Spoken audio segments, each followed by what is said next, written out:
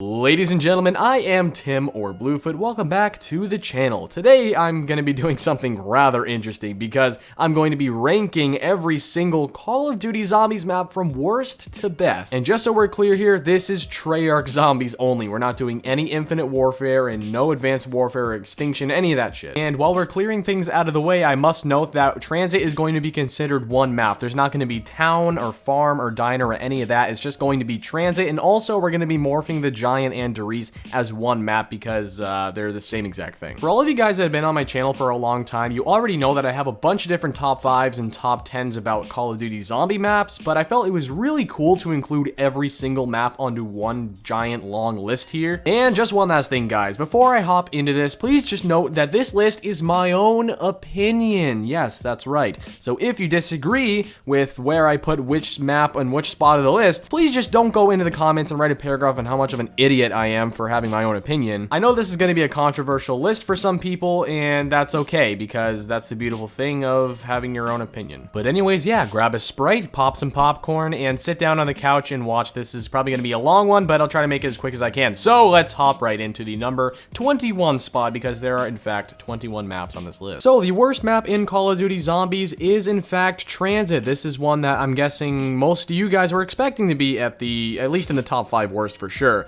But I think it's definitely the worst map of all time. Now, this map has seen its fair share of hatred. I don't feel nice about picking on Tranzit anymore because Tranzit is just like beating a dead horse at this point, but you got to admit, with the poor execution of this map, from, you know, the lava just burning your ass no matter where you run, to the flawed tombstone perk, to Avogadro being a pain in the ass, Ted driving away on the bus constantly, the denizens raping your face while you try to chase that bus, there were just countless things on this map that make you just not want to play it. But yeah, enough of Tranzit, let's get into the number 20 spot. The second worst map in my opinion is Die Rise. Now, this is definitely a map that is hit or miss. You either love this map or you hate this map, and I'd say that 90% of the zombies community dislikes this map. I mean, don't get me wrong, this liquefier is definitely one of the best wonder weapons of all time, and there are a lot of good training spots on this map actually. For the most part, I'd say that Die Rise is definitely a really dark and gloomy map. Not so much when you're on the rooftop, because it's actually nice and bright up there, but for the most part, you're just standing in a disgusting room waiting for an elevator that hasn't given you the perk you want for about 10 or 15 rounds. And that's another thing, the elevator system is random, and I'm not sure if I like that about Die Rise. I mean, we could be getting Jug right away, which is awesome. You get lucky, but you could also get unlucky and not get the perks you want when you need them. The number one thing that really breaks this map for me, though, is the fact that I'm worrying about fall damage all the time. I mean, I'm not even stressing out about the zombies actually killing me. It's the fact that I have to worry about falling to my death 90% of the time. And the fact that they teased PhD Flopper, the most useful perk for this map, I don't even know what I can say. That's just kind of the cherry on top of the sundae. Anyways, moving on. In at the number 19 spot, we have Nuketown. Now, this is where I start losing some people because a lot of people like Nuketown, and I do too. Nuketown is a great map and it's super fun, but there are definitely a lot of things wrong with Nuketown. The number one thing being that this map has random perk spawn, which means you don't know if you're going to be getting Jug until round 5 or around 25. And I know people are going to say, hey, Bluefoot, hashtag get good. You don't need Jug until around 25, loser,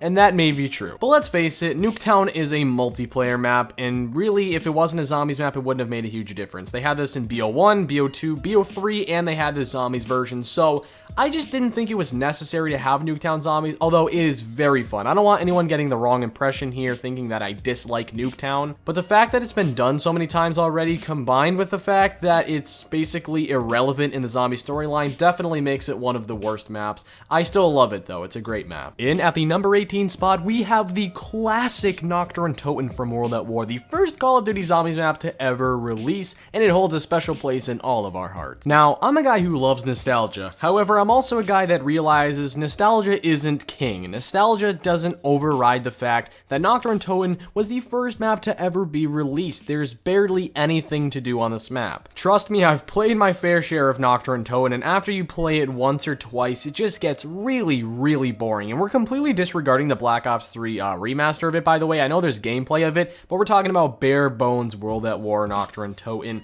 There's a few good LMGs, there's a good camping spot.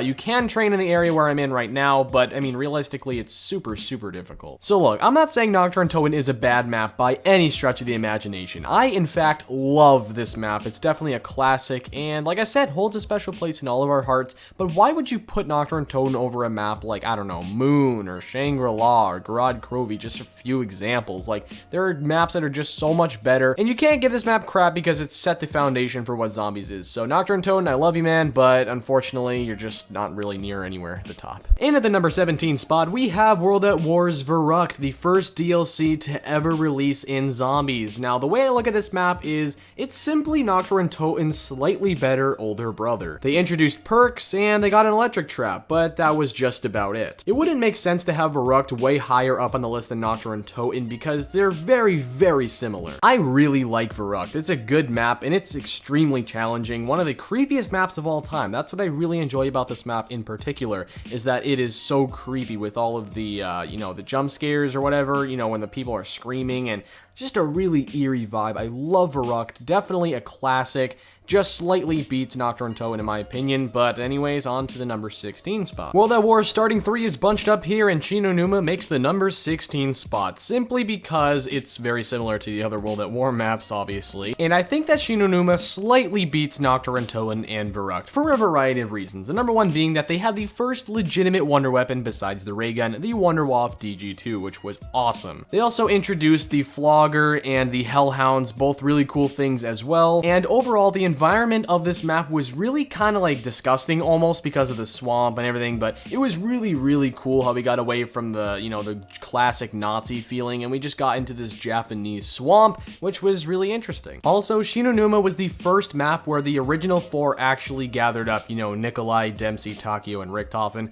They all ganged up here, and they started slaying some zombies, and this is where the Element 115 meteor crashed. So many interesting things about Shi No Numa. It's not one of the best by any means, but it's definitely a really cool map, and yeah, I think it deserves the number 16 spot. At your number 15 spot, we have 5 from Black Ops 1. Now, this was a cool setting for a map. Definitely one of the best. We are in the Pentagon in Washington, D.C., with 4 really interesting characters of Robert McNamara, Richard Nixon, John F. Kennedy, and Fidel Castro. I would say out of all the Black Ops 1 maps, 5 was definitely the least favorite, but it definitely was one of the coolest maps of all time, seriously, but it was also really, really difficult with a piss-poor wonder weapon, the Winter's Howl. Sorry for all you Winter's Howl fan, by the way. It's just not that good. But, yeah, it was really difficult to get to a high round in this map, especially with friends. There was a strategy on the elevator, which is really fun, but I think that a combination of things with the Pentagon Thief and the difficulty and everything just makes it not a favored map, but I think it is a really, really cool map. I enjoy playing it immensely. 5 deserves the number 15 spot on this list. Coming in at the number 14 spot, we definitely have the least favored map of Black Ops 3 in Zetsubou No Shima. Now, half of me really, really enjoys this map, and the other half of me just does not like this map at all. This map definitely has a lot of cool things about it, such as the Specialist, the Skull of Nansapwa, the Wonder Weapon, the KT-4 is pretty cool, and just everything around the map is just so interesting, and I love the setting and the storyline of Zetsubou. But the one thing I just can't get past about this map is how tedious it is to set up. It takes so long and so much effort to set up versus other maps. I don't know, Zetsubou is a really, really good map, but the tediousness, oh, it just gets me. I can't play this map more than once per week, like at most. Like, it's just so dreadful to play this map over and over again. So it's kind of lower on the list. Like, if it wasn't so tedious, I think it would definitely be in the top 10 for sure. But I can't get past it, man. I love Zetsubou though. It's a great map. Comes in the number 14 spot. In at the number 13 spot, we have Buried. Now, this is another Black Ops 2 map that was similar to Tranzit and Die Rise. You know, they were all tied in together in the zombie storyline, but I definitely think that Buried was the one that stood out as the better of the 3 because there was so many more innovations, so many things you could do. Like, seriously, there are how many perks in this map? Like 7 or 8. There are the Witches, the Paralyzer, the Ray Gun Mark II. There was so many buildables. There's a plethora of things you could do on Buried. The setting of Buried is definitely captivating through the old American Western town, and since this was the last map to happen chronologically in the zombie storyline, I happen to think it's a very significant map. Very fun, I must add as well. A ton of different people love playing this map. I don't think it was like top 5 material. Like, I don't think Buried is like that good, but it definitely is one of the best Black Ops 2 maps. It's probably like the 3rd best. Spoiler alert. Anyways, let's move on. In at your number 12 spot, we have Black Ops 3's concluding map, Revelations. Now, I already know there are people out there there. They're just like, God damn it. Why don't people like Revelations? Why isn't this map higher up on the list? It's top 5 material, man. But I'm here to tell you, no, dude. It's not. Like, yes, Revelations is super fun, especially with friends. Don't get me wrong. I love playing Revelations. But there are definitely a lot of things wrong with this map. The number one thing being that the ending to this Easter egg was so unsatisfying. Another thing that really irritated me about this map is that the innovation count was slim to none. I mean, we got a new few DLC weapons like, what were they called? The Banshee, the Rifty 9, the Peacekeeper Mark II. That was basically it, and I just find this map way too easy with a combination of the Thunder Gun and the Apothicon Servant. Revelations is essentially just a giant recycling bin. Yes, I understand what they were doing with the nostalgia, how they were bringing things back that we all loved in the past, but you have to combine that with innovation, and Revelations just didn't meet our expectations in that aspect. So, for me personally, and again, this is my own opinion, I think that Revelations deserves a number 12 spot because, don't get me wrong, it's definitely one of the better maps, but I don't think it's top 10 material. Anyways, moving on. Coming in at the number 11 spot, we have the classic Kino der Toten, the first map of Black Ops 1, where zombies started to really take off. Now, Kino der Toten is definitely one of the most nostalgic maps for me, because it was my first map, in fact. I do think that this map is a little bit overrated and a little bit overplayed, because so many people have played this map so many times, it just gets a lot of praise. However, I think it can get a little bit boring. I mean, with the Thunder Gun in the stage, I mean, you're basically invincible unless you're like really bad at zombies. Kino der Toten is definitely one of the easiest maps. It is one of the coolest though, and the vibe is awesome with the abandoned theater and the, the Nazis and the swastikas all over the map. I think it was awesome. Kino der Toten is definitely one of the better maps of all time. I think it would just miss a top 10 for me, and I know there are a lot of people that love Kino der Toten. Trust me, I've seen the comments section. Kino der Toten, great map. It just comes in at number 11, man. As we head into the top 10, one of my personal favorite maps of all time is Shangri-La. Now, this is just, it takes the crown for being the most beautiful map in all of zombies. Look how exotic this bitch looks. There are so many things I love about Shangri-La, man, like the wonder weapon, the 3179 JGB215. That's right, I remember the entire name, baby, because I love that wonder weapon. It kills the zombies, turns them into babies. Super fun. I love the variety of different zombie bosses, like the monkeys, the napalm zombies, the shrieker zombies, the regular zombies. I love the challenge of this map, too. It's not a map that everyone can say they can get to round 50 on, like most Black Ops 3 maps. But nah, like, Shangri-La is definitely one of the most elaborate maps. It was so hated back in the day, actually, when Black Ops 1 was, in its prime. But I think people appreciate this map a lot now. It's definitely really nostalgic as well. And it's just a super fun map, especially if you're looking for a challenge, like I said. And I love the storyline with Brock and Gary and all that kind of nonsense. But anyways, the Himalaya Wonder comes in at number 10. In at the number 9 spot, we have Ascension. Now, there are so many things I love about Ascension. The number one thing being that they introduced two of debatably the best perks of all time, Stamina Up and PhD. Now, there are definitely some negative things about this map, such as the Space Monkeys. God damn those things. But I really enjoy the challenge, and they also really make Black Ops 3 interesting, because you can't really run Perkaholic with those things around. But Ascension was definitely the most advanced map for its time. It had the lunar landers, it had a bunch of different new wonder weapons, like I think it had the Gersh devices were introduced, and the Matryoshka doll. Launching the rocket to get to Pack-a-Punch was definitely something special, and you also had this map in the campaign in Black Ops 1, which if you played the Black Ops 1 campaign, just a really cool connection between the two. I love Ascension, definitely one of the cooler maps. Oh, damn, man, I almost forgot about the sickle. Oh, man, but anyways, guys, it comes in at number 9. Coming in at number 8, we have Moon. Now, Moon is a map where it's a hit or miss. You either love it or you hate it. I'm one of the guys that loves it, but I can definitely see the argument as to why people hate this map. One of the main things being the annoying anti-gravity that flings you across the map uncontrollably, or maybe it's the pads that you always fall off of and die because you don't have Jug or PhD, or maybe it's the spaceman who always steals your perks. I guess there is kind of a long list of things that piss me off on this map, but the good things heavily outweigh the bad things, such as the amazing Easter egg. Like, I'm not even going to talk about it, because I've already talked about it like 1,000 times on my channel, but the Easter egg is really cool on this map. Also, they have one of the best wonder weapons of all time, the wave gun / dual wield zap guns. I really enjoy those things. The hacking system made this map very interesting, and I just have so many memories of playing this map with friends, always completing the Easter egg, just fucking around. Moon Nuketown is definitely one of the best maps of all time. Like I said, it's a hit or miss though. Like I said, it's a hit or miss though. You like it or you dislike it, but I love it. Comes in at the number 8 spot. The 7th best map of all time, in my opinion, is Call of the Dead. Where to begin with this masterpiece of a map? I guess we should get the negative things out of the way first. George Romero, he's a dick. I hate George Romero. He kind of ruins the map a little bit, but that's the only negative thing I can really think about, except maybe the fog or the fact that you freeze in the water. But other than that, I love this map. The wonder weapons on this map are so unique. You had the Scavenger, which was an explosive sniper,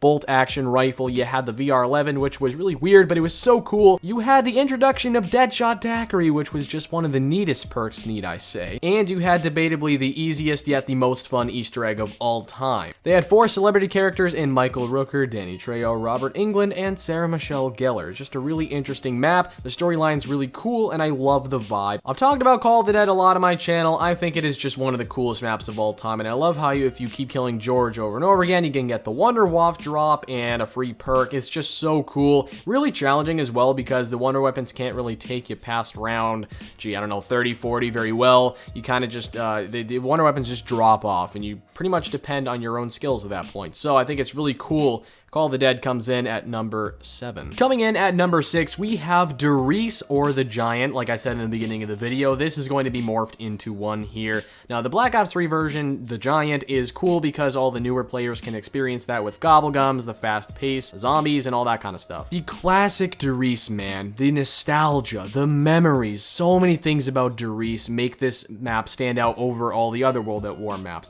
First and foremost, you introduced Pack-a-Punch, Derice. I mean, Pack-a-Punch. Think about how revolutionary that is in zombies now. You have the Wonder Waff, you have one of the coolest camping spots of all time, but you also had a lot of training spots. You had the first teleporters ever, which was just, it changed zombies, dude. Probably the most played map of all time, tied with Kino der Toten. I really enjoyed this map immensely. I can't really put into words how much I love Derice, and it comes in at number 6. As we head into the top 5, guys, we have Shadows of Evil. Now, in my top 10 that I had, like the top 10 best maps of all time, it's going to be a little bit different than the rest of this list, by the way, because in that list, I took consideration of, the whole zombies community, but this is just my opinion, okay? So anyway, Shadows of Evil. Dare I say it was the most innovative map of all time, with the implementation of the Apothecon Servant, the Apothecon Sword, the 4 new characters. They had 3 new bosses. They had an insanely good Easter egg. I really like the intricate design of Shadows of Evil, how they have 4 different districts. Each character has their own district, right? And then it all connects into the Rift,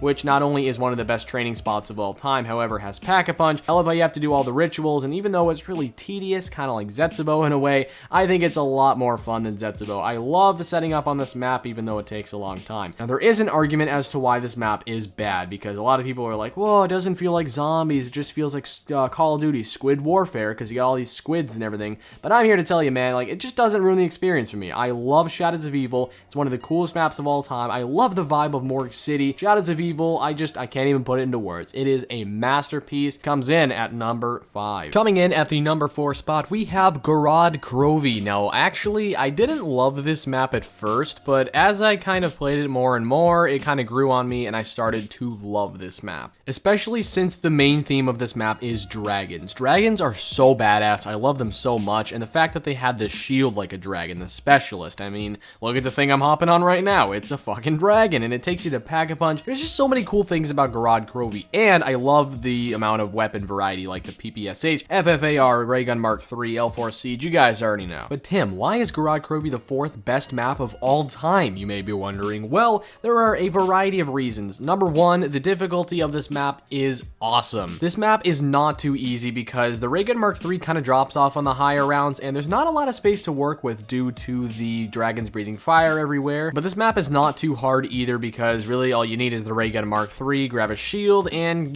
grab an RK5 off the wall, get dead wire, and you got a high round attempt cooking already. That's most Black Ops. That's every single Black Ops 3 map, actually. Also, I really enjoy the amount of bosses. They had the Manglers, the Valkyrie drones, which, I mean, the Valkyrie drones really fucking pissed me off, but regardless, they were a new boss. They just had so many cool things that on Gorod Krovi. The setting of this map in World War II Stalingrad with, Nikolai, since he's one of my favorite characters, like, how his personal story ties in with this place, the City of Blood, man. And, the number one thing I really love is the specialist, how you have to incubate the egg and kind of do all these challenges and, step-by-step get the specialist, and it's really cool. So, a bunch of different things come together to make Gorod Krovi, in my opinion, the 4th best map of all time. The 3 above it are probably already expected, but we're gonna get into it, guys. The 3rd best map, Der Eisendrache. Man, when they released the trailer for this map, I was so pumped because it looked like they were morphing zombies into a castle in medieval times. And that's exactly what they did, and it was perfect. I'm particularly interested in medieval times because it was a very interesting time in Europe. So the setting of this map already gets an A+ for me, but what I also love is the Easter egg. It's relatively easy, but it's super fun and doesn't require a ton of tedious tasks. We also saw a lot of cool things returning, such as the Wonderfizz machine and the Panzer Soldat from Origins. And we had 4 elemental bows: the Fire Bow, the Void Bow, the Wolf Bow, and the Lightning Bow, all of which can take you to extremely high rounds. And that's what's also pretty cool, is that any player can hop on a Der Eisendrache and have a fun time. Beginners can because,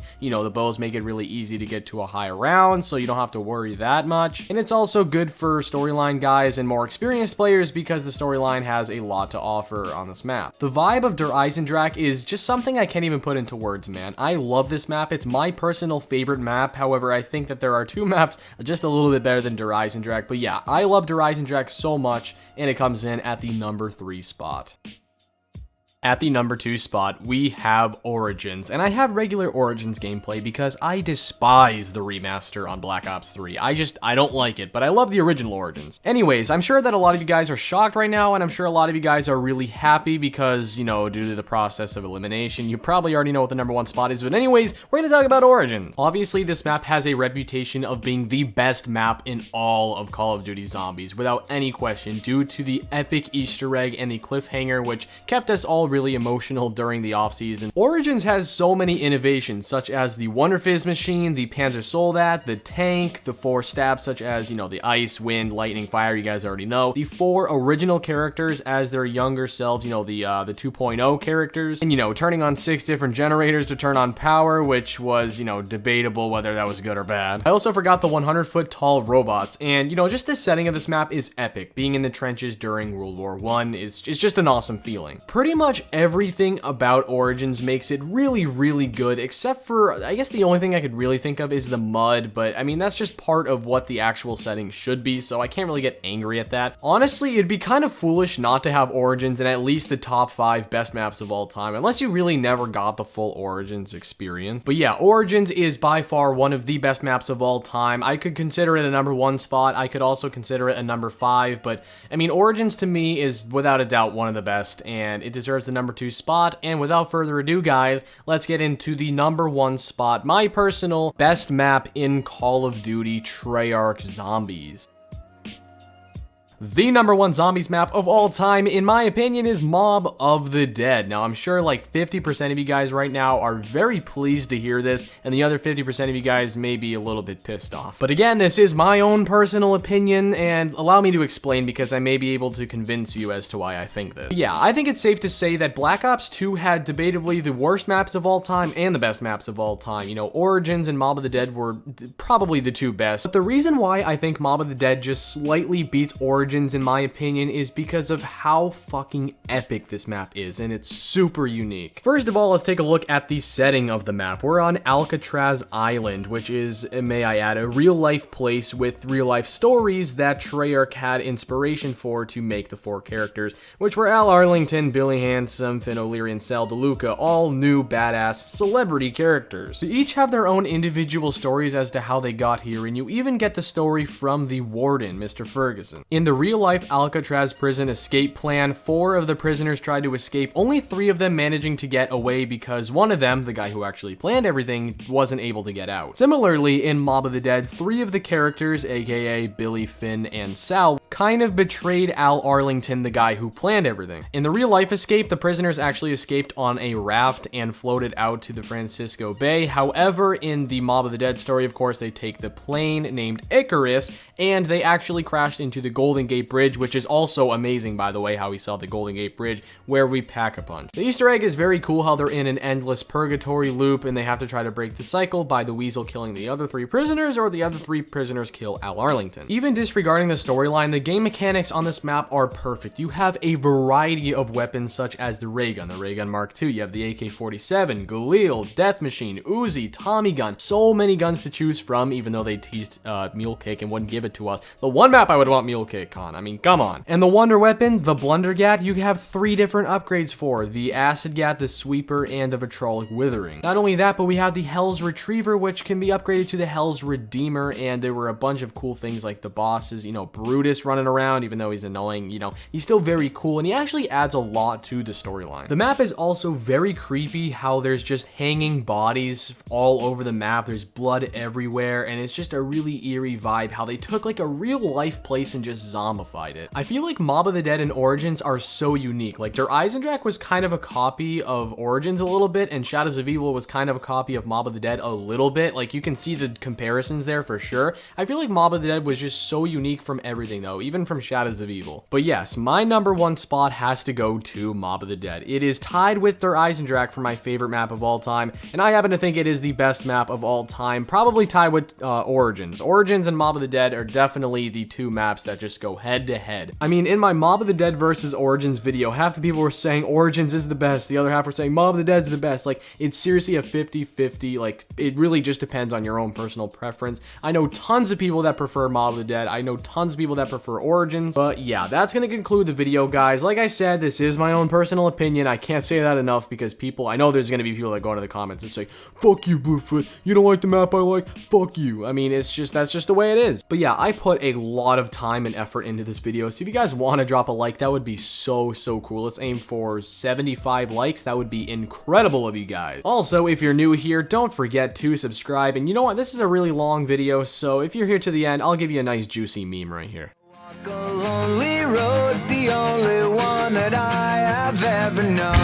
Don't know where it goes, but it's only... Yeah, to be honest, I don't know why the fuck that happened, but it happened, and there you go. So anyways, guys, I hope you enjoyed. Like I said, that's pretty much going to conclude the video. Thank you guys so much for watching. If you're here till the end, I'm going to go. Peace out.